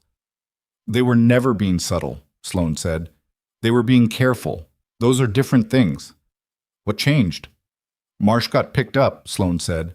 "Whatever timeline they were working on accelerated when they lost him. They needed to know how much I knew and whether I was positioned to be a problem." She paused. "The text was a test. To see if you'd run," Mikos said, "or to see if I'd call someone, and who I'd call." She looked at the phone in her hand. "Which I did." Mikos accepted this without judgment. "The number is already being traced. It'll come back to a burner, probably, but the tower data will give us a location radius." She looked at Sloan steadily. "I need to ask you about Callaway Ridge. I know, I don't have clearance for the full record, which tells me how high it sits. But I have enough to know it was a personnel extraction that went significantly wrong, that there were casualties, and that at least one person who was supposed to be extracted never came out." She paused. "What I don't know is what that has to do with Davenport." Sloan had been thinking about that since the text arrived. She had been running the connective tissue, what Davenport's procurement case involved, who the contractors were, what the contractor network was actually moving, and for whom, and the shape that was forming was not comfortable. "The fraud Davenport was documenting," she said. "The logistics contractors." "What's the primary contract?" Mikos looked at her carefully. "Forward operating supply chain, naval and special operations." "Which means they had access to operational logistics at the theater level," Sloan said. "Routing, scheduling, asset positioning." She looked at the wall. Someone with access to that system could have manipulated the supply chain for a field operation, could have made sure the wrong people knew where an extraction team was going to be. Mikos went very still. "Callaway Ridge was an extraction that got hit before we reached the objective," Sloan said. "The team was in position for 8 minutes before the contact. There was no radio compromise, no local intelligence leak that ever held up under review." She met Mikos's eyes. "We always assumed it was bad luck. Wrong place, timing error, any of the 100 things that go wrong out there." "But if the contractor had access to the scheduling data," Mikos said slowly. "Then it wasn't bad luck," Sloan said. "It was a business decision." The corridor was quiet for a moment.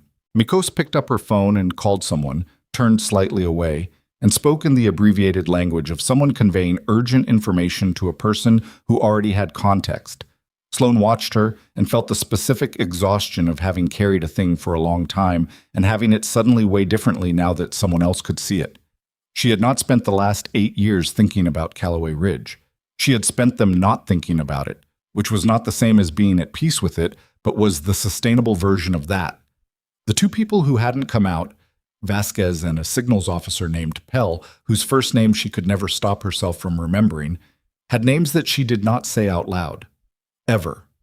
Not in Montana, not here, not in the quiet of whatever housing she cycled through between postings before she stopped posting.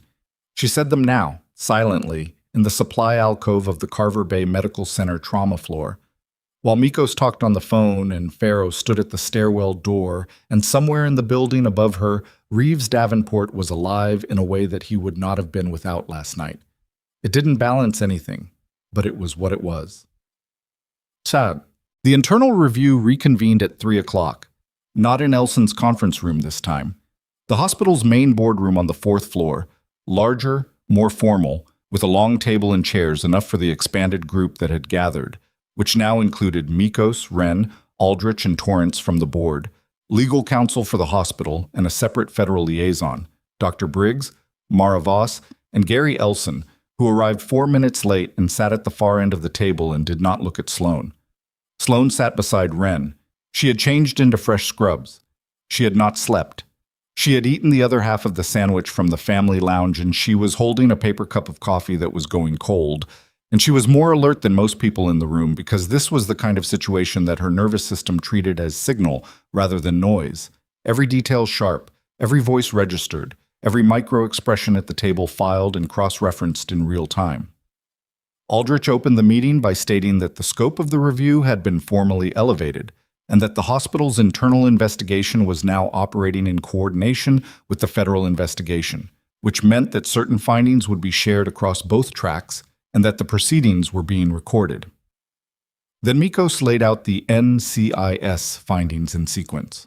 She was methodical and direct. She presented the medication log discrepancy first, the access record, the credential misuse, the timestamp, the clinical consequences. Then the identity of the individual responsible, Petty Officer Marsh, now in federal custody.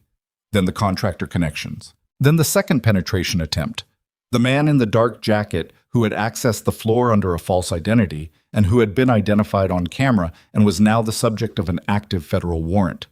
She presented it the way evidence was meant to be presented, without editorializing, without pointing at anyone, just building the factual record brick by brick and letting the structure stand on its own, which meant that by the time she was done, Certain conclusions were so obvious that the room had reached them without being told. Elson had gone very pale. Not because he was implicated in the operational side, he wasn't, and everyone in the room understood that. Elson's exposure was different, and it was in some ways more embarrassing than complicity would have been. His incident report, filed at 2:30 in the morning, had attempted to remove from duty the one person on the floor who had correctly assessed a critically ill patient, flagged a medication sabotage, and identified a security breach, all in the course of a single overnight shift. He had filed it because she had made him uncomfortable, and the discomfort had been institutional rather than personal. She had stepped outside the box her title put her in, and his reflex had been to push her back into it, because boxes were how hospitals ran and how people like Elson managed environments they were responsible for. The reflex was not malicious, but it had not been right either, and now the full record of it was sitting in a formal board proceeding with a federal dimension. And the gap between his complaint and reality was not a gap that was going to close cleanly. Aldrich looked at the incident report, printed and placed in front of each board member, and then looked at Elson. "Gary," he said, "the complaint characterizes Ms. Archer's actions as creating a dangerous delay and exceeding her scope of practice. In light of the full record, can you tell me what you'd like to do with this document?" Elson looked at the paper in front of him. He looked at it for a long moment. Then he said, "I'd like to withdraw it." "Is there anything you'd like to say for the record?" Another pause. He was not a man who did this easily. The admission, the reversal, the public acknowledgement of a misjudgment. He was the kind of person who kept very careful control of his professional narrative, and this was a moment where that control was no longer available to him. "I made an assessment of the situation that was incorrect," he said, "and the action I took based on that assessment was incorrect. I'd like to formally withdraw the complaint and request that Miss Archer's personnel record reflect that no finding of misconduct was made." Torrance wrote something. Aldrich nodded. Sloane said nothing. She had no interest in the ceremony of his discomfort. She had wanted the complaint gone, and it was going, and that was what mattered. But the part that came next was the part that Elson would probably remember longer than anything else in the room. Aldrich turned to Sloane and said, "Ms. Archer, the board would like to formally acknowledge the clinical actions you took on the overnight shift and their impact on the outcome for Captain Davenport. For the record, Dr. Briggs, would you summarize?" Briggs had clearly prepared for this because he spoke without hesitation. He described the tension pneumothorax diagnosis, the intervention, the speed and accuracy of her assessment relative to the available information and conditions. He described her identification of the medication discrepancy. He described the ICU resuscitation. He used clinical language that was also, unmistakably, a reckoning. Every sentence a data point that rebuilt the picture of what had happened in that bay, and every data point a quiet indictment of the 30 minutes during which that picture had been contested. When he finished, Aldrich asked Sloane if she had anything to add. "No," she said. He studied her for a moment. "The board is removing all adverse notations from your personnel file and will be issuing a formal commendation to be entered into your record." "Thank you," she said. It came out as a professional acknowledgement, which was what she intended. The gratitude she felt was real, but it was not something that needed to be performed for this room. Moz. The thing about institutional reckonings was that they happened in waves. The first wave was the formal one, the withdrawal of the complaint, the board acknowledgement, the NCIS investigation folding Elson's report into the larger record as an exhibit in the category of institutional failure rather than individual misconduct. That wave was clean and documented and would end in files and signatures. The second wave was less formal and harder to contain. It started with Priya, who had been waiting outside the boardroom and who, when Sloane emerged, simply stood in the hallway and said nothing for a moment, and then said, "It's done?" "It's done," Sloane said. Priya's expression did something complicated. "Okay," she said. "Good." And then she turned and went back toward the floor, which was exactly what was needed. It continued with Mara Voss, who found Sloane near the elevator bank and said, with the directness of a person who did not do sentiment but was making an exception, "I should have done more last night. I want you to know I know that." "You told me about the complaint," Sloane said. That mattered. It wasn't enough. No, Sloane agreed. But you're here now. Mara looked at her for a moment, then she nodded and walked away, which was how Mara expressed most things that were too large for her usual vocabulary. And it continued in a different register entirely with Admiral Faust, who appeared in the hallway outside the boardroom as Sloane was leaving and who was accompanied by someone she hadn't seen before, a woman in naval uniform, commander's rank, with an expression of focused assessment that Sloane recognized as the look of someone who had been briefed and was now performing their own evaluation. Miss Archer, Faust said. This is Commander Vela. She's the JAG officer assigned to the Davenport case. Sloane looked at Vela, who looked back at her with the specific attention of someone filing things. I've read the full record from last night, Vela said. All of it, including the preliminary findings from the NCIS on the contractor connections. She paused. I'd like to speak with you about what you shared with Agent Mikos regarding Callaway Ridge. In what capacity? Sloane asked. Right now, background only, Vela said. But I want to be honest with you. If what you're describing holds up, the procurement fraud case is going to expand significantly. There may be a point at which your account of that night becomes relevant to criminal charges that go well above Marsh and the contractors. Sloane absorbed this. The people above the contractors, she said. How far up? Vela's expression didn't change.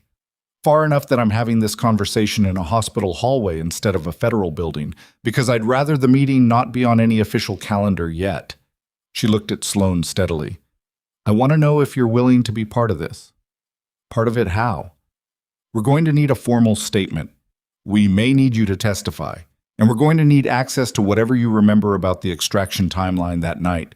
Specific windows, specific communications, anything that might establish the contractor's access to operational data. Sloane looked down the hallway. The hospital was doing its afternoon shift around them. A tech pushing a cart, a family walking in the direction of the elevators, the usual traffic of a building full of people having the worst days of their lives in the middle of other people's ordinary ones. I'll do it, she said. Vela nodded. Good. We'll be in touch in the next 24 hours. She paused. One more thing. The man who came to this floor today, the one from the contractor network, we identified him from the camera footage. His name is Terrence Galt. He has a record with federal agencies going back 11 years under various cover identities. She looked at Sloane with the clear, factual delivery of someone making sure information was transferred cleanly. He's not an operative, he's an investigator, the kind contractors use when they need to know something that isn't in any database, the kind they use when something has gone wrong enough that they need to assess the damage and decide what to do about it. Sloane understood immediately what this meant. They sent him to assess whether I was a threat they needed to address. Yes, Vela said. And based on the text you received, whoever he reported back to decided that you were. Which means the people who ordered the hit on Davenport now believe that a nurse in the Carver Bay Trauma Department is the reason their operation failed, and they know that operation is compromised, and they are currently deciding what their next move is. Vela's voice was completely even. I want you to know that, so that you're making informed decisions for the next 48 hours. She walked away with Faust, leaving Sloane in the hallway with the specific clarity that came from having had something named that had previously been implied. Jiaoshi. She went to see Davenport, not because anyone asked her to, not as part of any official process. She went because he was the patient, her patient, in the way that anyone who had been in her hands in that window of minutes belonged to the category of her patients, and she wanted to see with her own eyes that he was still there. The ICU was quieter now than it had been. The afternoon light came through the high window at the east end of the unit in the particular way of Pacific Northwest winter light, diluted, indirect, the kind of light that made everything look slightly quieter than it was. Davenport was in the third bay from the entrance, propped slightly in the bed, a drainage tube still in place from the chest procedure, an IV in his left arm, monitoring leads attached and reporting regular numbers to the screen above him. He was awake. He looked at her when she came in and he didn't say anything immediately, which she appreciated. Some patients, when they became aware of what had happened to them, felt the need to speak into the weight of it right away. Some needed a moment. He was the second kind. You were the nurse, he said finally. Yes. Ortega told me. Sloan pulled a chair to the bedside and sat, not standing over him, not performing clinical authority she didn't need in this context, just sitting. How are you feeling? She asked. He made a short sound that was approximately a laugh and was also approximately an expression of the absurdity of the question in the context of his current situation. I felt better, he said. I've also felt worse, which is, he paused, which is the only reason I'm not more bothered by the tubes. The drainage comes out in another day or two if everything holds. He nodded. He looked at the monitoring screen for a moment, then back at her. Ren told me some of it, he said. Not all. Ren doesn't know all of it, she said. No, he agreed, but he told me enough for me to understand that last night was more than a bad accident. Yes. He was quiet for a moment. The people I've been building the case against, he said. They knew about the extraction. Is that what you're saying? We're still establishing the chain, she said, but it looks that way. He turned his head and looked at the window, the diluted light, the bare branch of whatever tree was planted outside the unit's exterior wall, moving slightly in the harbor wind. Vasquez, he said. The name landed with weight. She looked at him. Vasquez was assigned to my office before the Meridian posting, Davenport said. He was still looking at the window. She was the one who first flagged the contractor discrepancies to me. She was the one who built the early analysis. We were supposed to present together. He paused. She was killed in an extraction operation 14 months before her posting ended. Classified incident. The review found no fault with the operational planning. Sloane's hands were still on her knees, very still. She used to talk about a medic, Davenport said. Someone who pulled her out of a vehicle wreck on a forward deployment. She said the medic had gone back in twice. He turned his head and looked at Sloane. She never told me the name. The room was very quiet. Sloane did not speak. I'm not asking you to confirm anything, Davenport said. I just want you to know that she talked about you, that's all. He looked back at the window. And that whatever you did last night, it matters, for more reasons than one. Sloane sat with him for a few more minutes. She checked his chart, adjusted nothing because nothing needed adjusting, and when she stood to leave, she said, The day team is good. Ortega comes on nights again at 7. You're in good hands. I know, he said. I was in good hands last night. She left the bay. At 4:45 p.m., Gary Elson submitted his resignation. It did not come through the normal channels. It came through the legal counsel's office in the form of a letter that cited personal reasons and a desire to pursue other opportunities, which was the language people used when they were leaving before being asked to leave. Aldrich accepted it with the minimal response that situation called for. The letter was filed. It would be part of the record. Sloane learned about it from Mara Voss, who texted her 2 words, Elson's out, and nothing further because Mara communicated in the smallest possible unit of information that still conveyed the necessary data. She read the text in the corridor outside the ICU and felt not satisfaction exactly, but the specific neutral completion of something that had been pending. Elson had not been malicious. He had been wrong, and the wrong had been significant enough to require consequence, and consequence had arrived, and that was what it was. The more significant consequence was still being assembled. Mikos called her at 5:20 to tell her that the federal warrant for Galt had been executed and that he had been picked up at a long-term parking lot near Portland International Airport with a bag that contained, among other things, a laptop with communication records that the NCIS's digital forensics unit was already working through. The contents of those communications were not yet fully processed, but initial access had confirmed connections to 3 executives at the primary contractor firm implicated in Davenport's case, one of whom, a man named Aldrich Boone, who held the firm's chief operations position and whose name had appeared in Davenport's preliminary case file, had apparently been on a flight to Vancouver when the warrant came through and had been pulled off the jetway. 3 arrests in one day, Mikos said, and her voice had the quality of someone who was allowing themselves a small, professional satisfaction. Marsh, Galt, and now Boone. Is it enough? Sloane asked. For now. For the broader case. We're going to need everything Davenport built, and we're going to need your statement about Callaway Ridge, and we're going to need time. A pause. But the architecture is exposed. That's what matters at this stage. When the structure comes into the light, it's harder to maintain.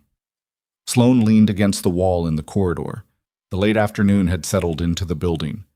The quieter rhythm of a hospital after the peak hours, the shift change approaching, the whole institution rotating toward the evening version of itself. "Mikos," she said. "The text. Callaway Ridge. How do you think they knew?" A pause. "I've been thinking about that," Mikos said. "The most likely answer is that someone inside the contractor network at the senior level was on the procurement chain for that operation. Not the field level, they wouldn't have had name-level access, but at the planning level, where contracts for operational support were written. They would have had enough context to put together what happened from the logistics data, and they would have known that anyone connected to the extraction would be a risk if the procurement fraud case ever got the traction Davenport was giving it. So they've been tracking people connected to it. Possibly for months, maybe longer." Mikos paused again. "And you surfacing last night, publicly in a documented incident, is what triggered the identification." Sloan thought about that. Thought about the 14 months of careful ordinariness, the Montana posting, the hospital she'd chosen for its obscurity. One night, one patient, one room where the cost of standing still was someone's life. She had made the only decision available to her. She would make it again. "There's something I need to tell you," she said, "about the text." "Tell me." "The number it came from," Sloan said. "Before you trace it, I want you to know that the wording was specific, not just 'we know what you did,' Callaway Ridge specifically. That level of specificity means someone with direct operational knowledge, not logistics data, the name itself." She paused. "The name was only ever used verbally, in debrief, which means someone who was in the debrief talked." The pause on the other end of the line was longer this time. "From your end," Mikos said carefully, "how many people were in that debrief?" "7, Sloan said, "including me. 2 are dead." She stopped. "And one of the remaining 4 has a name that's going to appear in the communication records on Galt's laptop." She knew this because she had been thinking about it since the text arrived. She had been running the arithmetic of it in the back of her mind through every other thing that had happened in the last 4 hours. The shape of the thing, the specific word, the specific name, the specific debrief, pointed to one direction, and the direction pointed to a name, and the name was one she had not allowed herself to say yet. "I need you to run a current check on a former intelligence officer named Warren Solis," she said. "He was the debrief lead for Callaway Ridge. I haven't had contact with him in 8 years, but if I'm right about what's in those communications, I'll have it within the hour," Mikos said. The call ended. Sloan stood in the corridor. The evening shift was beginning to arrive. The hospital was rotating. Somewhere above her, Davenport was watching the harbor light fade through his ICU window, alive and building toward the testimony that was going to dismantle a network of people who had decided that a logistics contract was worth more than the people being moved through the logistics. She put her phone in her pocket. She was still standing there when Wren found her, and when she saw his face, she understood immediately from the specific quality of his expression. Not alarmed, but tight. The way a person looked when they had received information they needed to deliver and were deciding how to frame it, that the hour Mikos had promised was not going to be necessary. "Solis?" she said before he could speak. He stopped. "You found him," she said. "His name came up in the first pass of Galt's files," Wren said. 15 minutes ago." He looked at her. "He's been on the contractor's payroll for 6 years, under a consulting designation." A pause. "And Sloan, he's been in Portland for the last 3 days." The corridor was very quiet. "Is he in custody?" she said. "We're working on a location," Wren said. "But there's something else." He was choosing his words with the particular care of someone who understood that the next sentence was going to change the weight distribution of everything that had come before it. The NCIS pulled his cell data from the last 48 hours. He made 2 calls to a number we've been tracking as part of the contractor communication network. He paused. The second call was made at 3:37 this morning. Sloan looked at him. That's 17 minutes after Davenport coded, she said. Yes, Wren said, and the cell tower puts him 3 blocks from this hospital when he made it. Yes, Wren said, and the cell tower puts him 3 blocks from this hospital when he made it. Sloan looked at the wall opposite and let the information complete its shape in her mind. 3 blocks. 3:37 a.m., 17 minutes after Davenport's cardiac alarm. Which meant Solis had been outside this building while Davenport was coding, and he had called someone to report it, and whatever he had reported had set the morning's events in motion. Galt's arrival on the floor, the access of her secondary file, the text about Callaway Ridge, all of it downstream from that single call made in the dark outside a hospital where a man was supposed to have died. He watched the building, she said. That's what the tower data suggests. He was waiting to confirm the outcome. Yes. She thought about Warren Solis, not the abstract version of him that she had been running in her head for the last hour, but the actual man, late 50s by now, trim and soft-spoken in the particular way of intelligence professionals who had learned that quiet was a better instrument than volume. She had sat across from him in a concrete debrief room for 4 hours after Callaway Ridge. He had asked methodical questions. He had taken careful notes. He had thanked her for her account and sent her to medical with the professional warmth of someone who understood that what she had just been through had a cost. She had trusted him with every word of what had happened that night. He had sold it. Where is he now? She asked. We're running the cell data forward from that call. Last ping was in the Pearl District, hotel zone. Mikos is coordinating with Portland PD for a physical sweep. Wren paused. She wants you out of the building. Why? Because if Solis knows this building and has been monitoring it since last night, she's not comfortable with your current exposure here. Sloan looked down the corridor. The evening shift had fully arrived now. The change of shift report happening at the nurses' station. New faces coming on. The daytime team gathering their things. The hospital rotating around her like a tide she had learned to move with. I'm not leaving, she said. Wren looked at her with an expression that was not surprise. Mikos anticipated that, he said. She said to tell you she's positioning 2 agents in the building and that the exterior is covered and that she would appreciate it if you didn't do anything unilateral. Tell her I heard her, Sloan said. Dem. Warren Solis was arrested at 7:12 p.m. at the Hotel Langford in the Pearl District, room 614, where the Portland PD and 2 NCIS agents found him eating takeout and watching cable news with the specific calm of a man who had spent decades training himself not to show what he was actually doing inside. He didn't run. He didn't argue. He put down his chopsticks and stood and said, I'd like to speak to counsel, which was the response of a professional, and which told Mikos everything she needed to know about how he was going to play the next several weeks. She called Sloan at 7:19. He's in custody, she said. He's already lawyered up, which means the immediate interrogation window is narrow.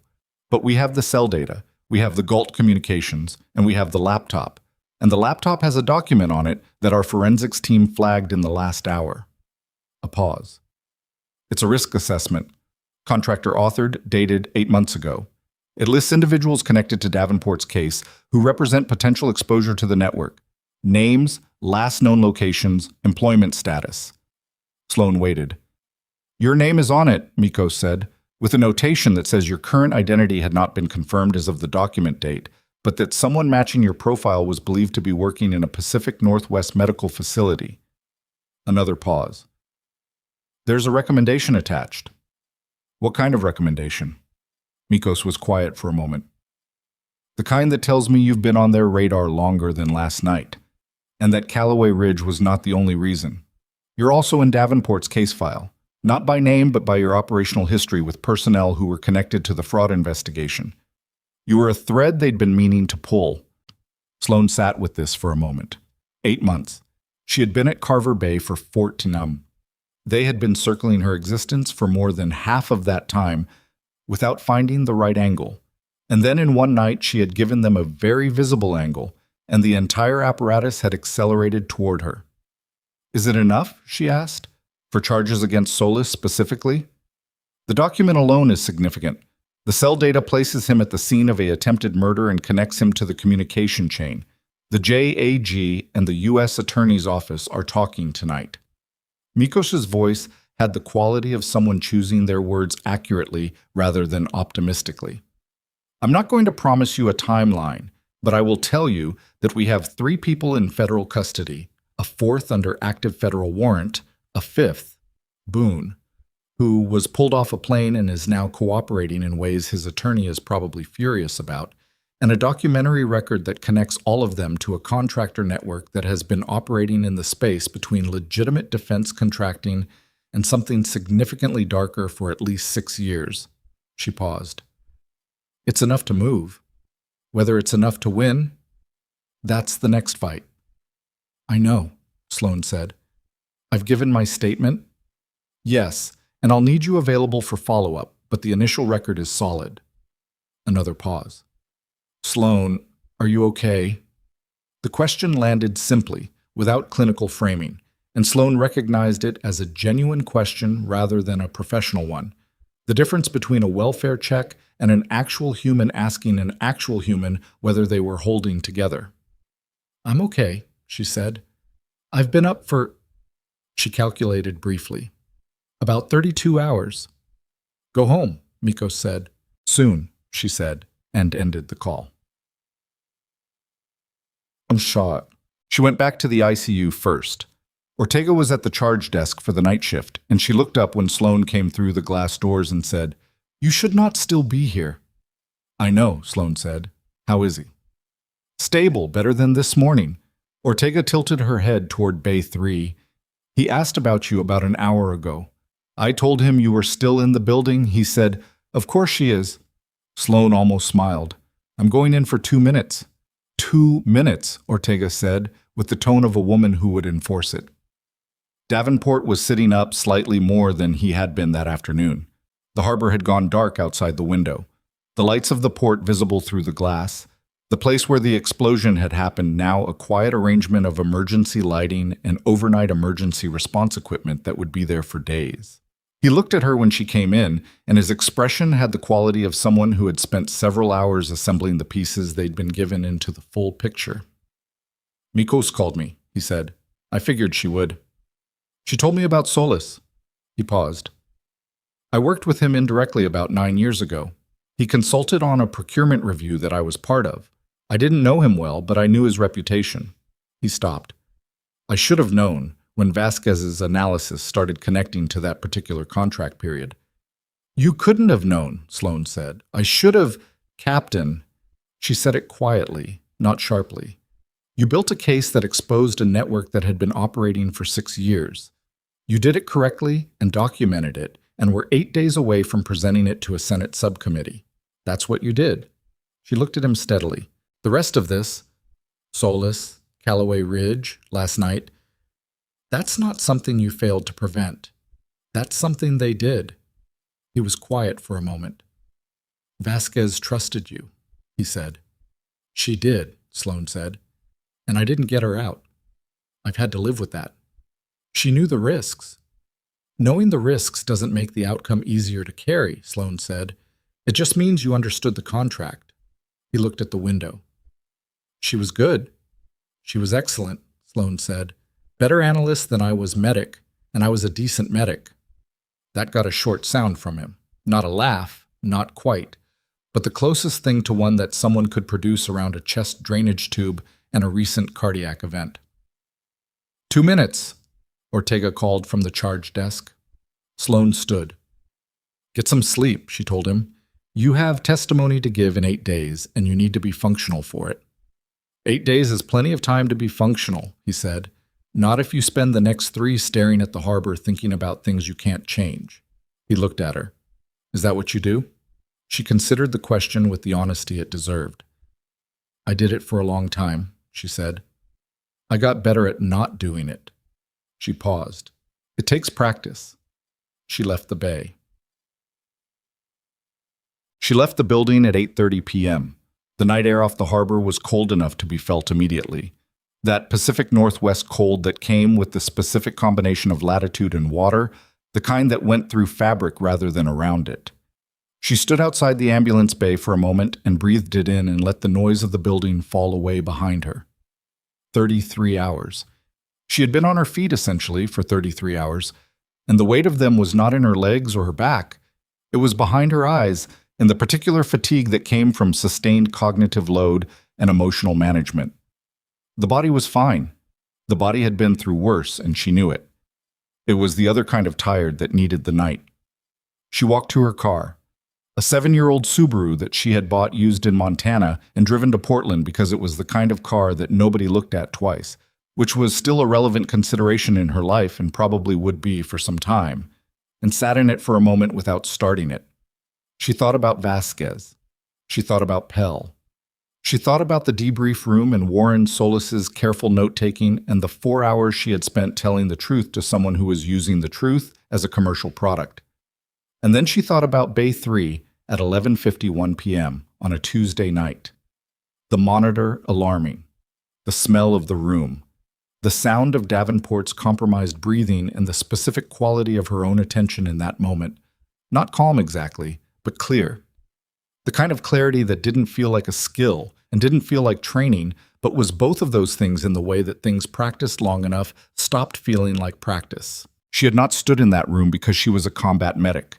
She had stood in that room because she was a nurse, and a man was dying, and she could see what nobody else was looking at closely enough to see.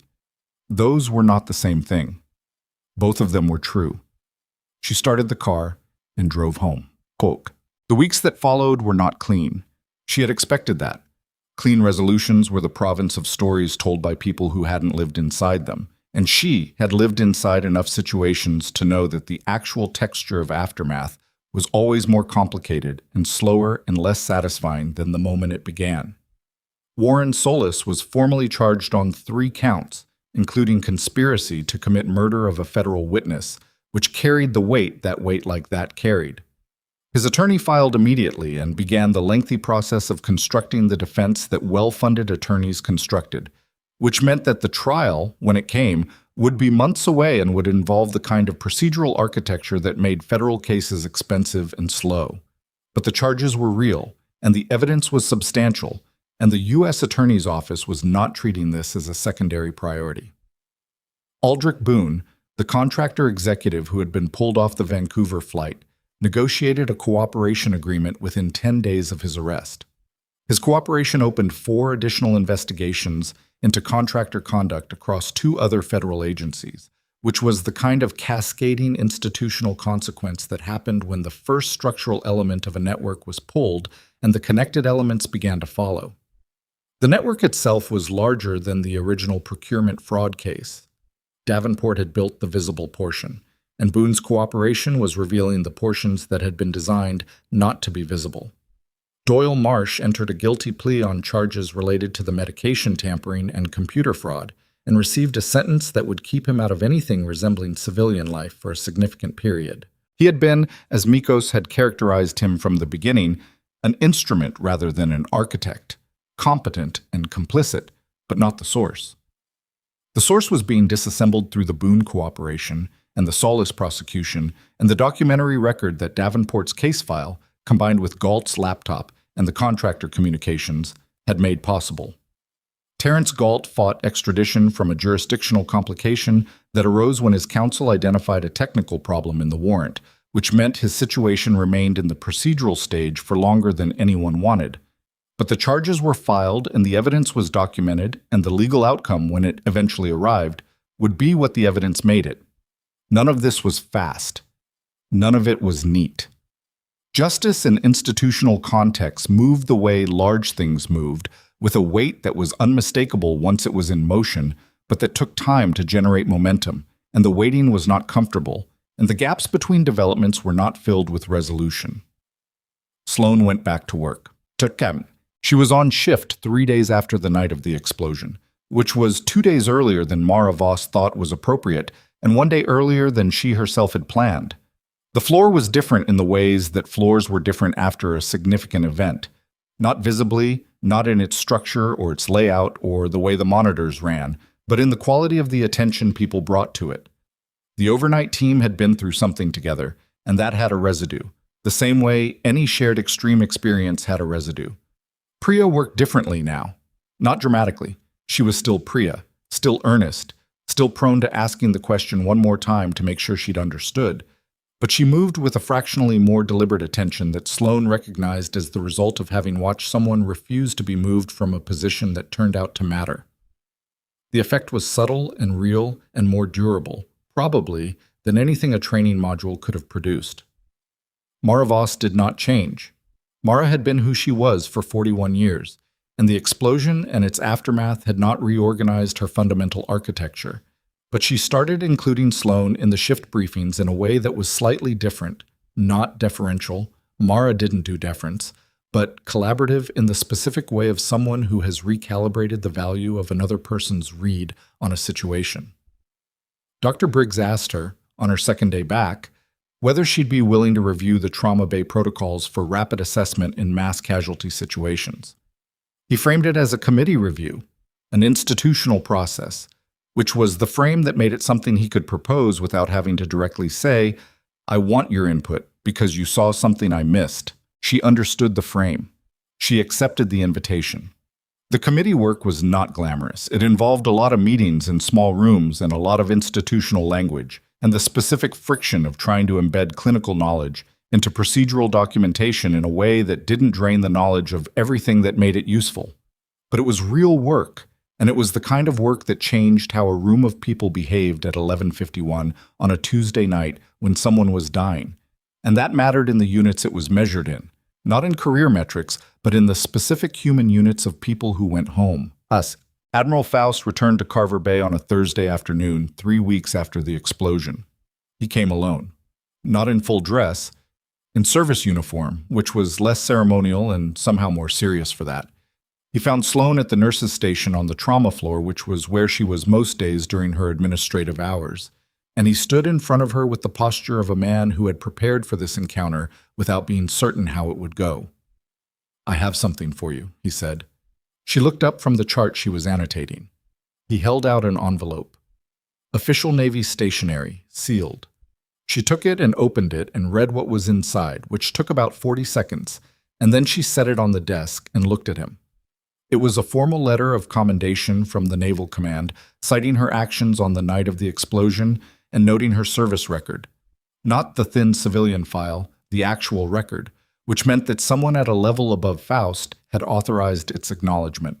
The language was precise and official, and said, in the measured vocabulary of military citations, that she had demonstrated exceptional clinical judgment under pressure and had materially contributed to the preservation of a senior officer's life and the continuity of a federal investigation of significant national importance. It was not a medal. It was not a ceremony. It was a piece of paper that said, in the institutional language of the institution she had once belonged to, "We know what you did, and we are saying so." "Commander Vela drafted the language," Faust said. "I signed it. It'll go into your official record. Both of them." "Thank you," she said. He nodded. Then, with the slight awkwardness of a man who is more comfortable with formal proceedings than with the spaces between them, "How is the floor?" "Busy," she said. "It's always busy." "That's good," he said. "Means people are coming in." She looked at him. "How is Captain Davenport?" "Released from the hospital 10 days ago. He's at home, which he finds deeply irritating. He'll present his findings to the subcommittee next week via video testimony. The committee agreed to accommodate the format given the circumstances." Faust paused. "He asked me to tell you that he expects a full recovery, which he wanted you to hear directly." "Tell him I'm glad," she said.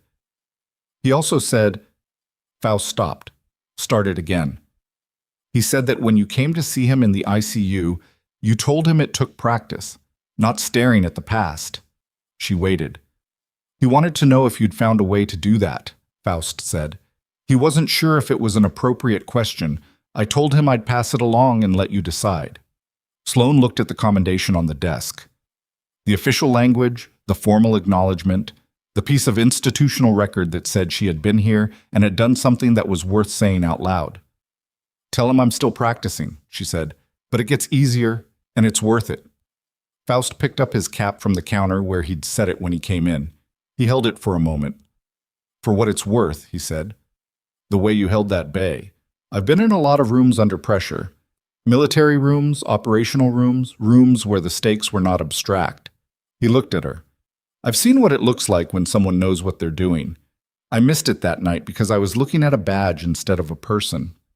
You course-corrected, she said. Not fast enough. Faster than some, she said. And you're here now. He put the cap on and straightened it with the precision of long habit. Take care of yourself, Miss Archer. You too, Admiral. He left. She looked at the commendation for another moment. Then she folded it back into the envelope and put it in the top drawer of the supply cart she used as a mobile desk, which was not a ceremonial location, which was exactly where she wanted it. Reeves Davenport's testimony ran 4 hours and 20 minutes over 2 sessions before the Senate Subcommittee on Defense Procurement. Sloan watched the public portions of it on a tablet in the break room during a gap between patients, sitting with a cup of coffee that was actually hot for once because she had made it herself 3 minutes ago. He was visibly recovered. The slight careful quality in how he held his left side was the only remaining sign, and anyone who didn't know what to look for wouldn't notice. He spoke precisely and in the detail-rich, evidence-grounded way of someone who had been building toward this for 11 months and had not been stopped. The subcommittee findings, released 6 weeks after the testimony, recommended the referral of 4 additional individuals to the Department of Justice for further investigation, the suspension of 3 contractor entities from federal bidding processes pending review, and the implementation of new audit protocols for operational logistics contracting at the classified level. The findings were not dramatic in their public language. They were thorough and documented and specific, which was more valuable than drama and considerably rarer. The contractors whose network had tried to stop this from happening would spend years in federal litigation. Some of them would win procedural battles. Some of the cases would take longer than anyone wanted. The machine of it was slow and grinding and imperfect, and it was still the machine, still running, still moving in the direction of the evidence. Boone received a reduced sentence in exchange for his cooperation, which was the part that sat uneasily with Sloan when she thought about it. The bargain that institutional justice sometimes required, where someone who had participated in real harm received real benefit in exchange for enabling a larger accounting. It was not satisfying. It was the shape of how the thing worked, and she had no alternative to offer, and she had learned a long time ago to hold those 2 things simultaneously without resolving them into something cleaner than they actually were. Solis went to trial 8 months after his arrest. The trial lasted 3 weeks. The jury deliberated for 4 days. He was convicted on 2 of the 3 counts: conspiracy to commit murder of a federal witness and unauthorized access to a protected computer system used in interstate commerce. The 3rd count, related to his operational role in Callaway Ridge, was dismissed on evidentiary grounds related to the classified nature of the underlying incident, which was the part that was not satisfying and was also not surprising, and which Sloan had known since the day Mikos first mentioned charges that it would probably go that way. He was sentenced to 19 years. She heard the verdict from Mikos, who called her on a Tuesday afternoon when she was on shift and who delivered the information the way Mikos delivered all information, precisely and without unnecessary editorializing, and then said, "How are you with this?" Sloan was in the corridor outside Bay 2. She leaned against the wall. 2 out of 3, she said. 2 out of 3, Mikos confirmed. It's not everything. No. Is it enough? She thought about Vasquez, about Pell, about the debrief room and the note-taking and the 4 hours of truth that had been converted into something that caused damage for years before anyone connected the chain. The Callaway Ridge count going down means the record stays classified, she said. What happened that night stays in the category of things that officially didn't occur. Yes, Mikos said, which means Vasquez and Pell don't get... She stopped. No, Mikos said quietly. Not through this channel. Sloan was quiet for a moment. The corridor sounds around her, monitors, voices, the distant movement of the afternoon shift. had the quality of ordinary life continuing, which it did, which it always did. 19 years is real, she said finally. It is. And the network is exposed. The contractors are under investigation. Davenport's testimony is in the federal record. She straightened up from the wall. It's not everything, but it's not nothing. No, Miko said. It's not nothing. The trauma response protocol that Sloan co-developed with Briggs's committee was formally adopted by Carver Bay Medical Center on a Wednesday morning in the month following Solis's sentencing. The ceremony, such as it was, lasted about 8 minutes. Aldrich and Torrance signed the implementation order. Briggs gave a short statement about the clinical basis for the revisions. Mara Voss was there in the back of the room with the expression of someone attending something they had decided was worth attending. Priya was there too, slightly to the left, and she caught Sloane's eye at one point and did something with her face that was trying very hard not to be proud and not entirely succeeding. Sloane was invited to say a few words. She stood at the front of the small conference room with the people who worked on this floor around her. People she had worked alongside for 14 months while being carefully invisible to them, and who were now visible to her in the specific way that people became visible when you had been through something real together. And she thought about what to say. She thought about the commendation in the supply cart drawer, about Davenport watching the harbor light, about Faust's careful apology and Briggs's inadequate but genuine good catch, and Priya waiting in the break room doorway at 6 a.m. She thought about the thing that none of the protocols and none of the official documents would ever fully capture, which was the simple fact that the outcome of any given night in any given trauma bay depended less on credentials and titles and hierarchies than on who was actually looking, who was in the room and paying attention, who was willing to say the thing that needed to be said in the moment it needed to be said, regardless of whether the room was ready to hear it. She had spent 8 years trying to be invisible.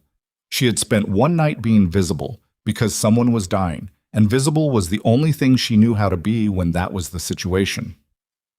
I didn't revise these protocols to change the way people see nurses, she said. I revised them to change the way this floor sees information, where it comes from, who's delivering it, and what we do with it when it arrives. She looked around the room. The person closest to the patient usually has the most current information about the patient. That sounds obvious. It turns out it isn't always obvious in practice. She paused. These protocols are designed to make it obvious, that's all. She sat down. Aldrich made a note. Briggs nodded. The room moved on. 3 months after that, Priya was the nurse who identified a concealed pneumothorax in a construction worker who came in with what looked like rib contusions. She caught it in under 4 minutes. She did not hesitate. She did not wait for the attending to arrive before raising the concern. She documented it precisely and flagged it immediately and was ready with the correct instrument when the physician came in. The attending confirmed her diagnosis. The worker survived. Priya did not treat it as a significant event. She treated it as her job. She wrote the chart entry, handed off at shift change, and went home. Sloane heard about it from Mara the next morning. She did not make a speech about it. She found Priya at the nurse's station during the afternoon and said, simply, "Good work yesterday." Priya looked up. "How did you?" "Mara told me," Sloane said. "It wasn't a big deal," Priya said. "No," Sloane agreed. "It was just someone who needed to live, and a nurse who was paying attention." She moved on to the next patient. There was a photograph eventually, not a posed one. It was taken by a hospital communications person at the protocol signing ceremony, and it ended up in the Carver Bay internal newsletter that went to staff and board members. And in it, Sloane was standing at the front of the conference room in her worn blue scrubs with the messy bun that had never really improved since the night of the explosion. And she was looking slightly to the left of the camera, which she had not realized she was doing until she saw the photo. Someone had captioned it, S. Archer, Emergency Trauma Nurse, Co-Developer, Rapid Assessment Protocol, Carver Bay Medical Center. Nothing else. She looked at it for a moment when the newsletter came out. The badge in the photo said what her badge had always said. The scrubs were the same scrubs. The person in the photograph was the same person who had stood in Bay 3 on a Tuesday night and refused to let a man die because the room didn't understand her job title. She was a nurse. She had always been a nurse. She was also the person who had carried soldiers out of the dark, who had sat in debrief rooms telling the truth, who had driven to a small town in western Montana and then to a mid-sized hospital on the Oregon coast and put on a badge and gone to work, because the work was the work whether you were doing it in a forward operating position or trauma bay, and the work was what she knew how to do. None of it was clean. She still woke up at 3 a.m. sometimes thinking about Vasquez. She still sat with things that hadn't resolved and probably wouldn't. She was not fixed. She was not healed in the way stories sometimes suggested people were healed. Completely, permanently, with the old damage gone. She was still practicing, but she was here, on this floor, with these people, in this work. That was not a small thing. That was, in fact, the whole thing. The kind of strength that didn't announce itself, that showed up in blue scrubs and a messy bun and stood beside a gurney while everyone else argued about who had the authority to be in the room. The kind of strength that didn't need the room to understand it. It just needed to be there. And it was.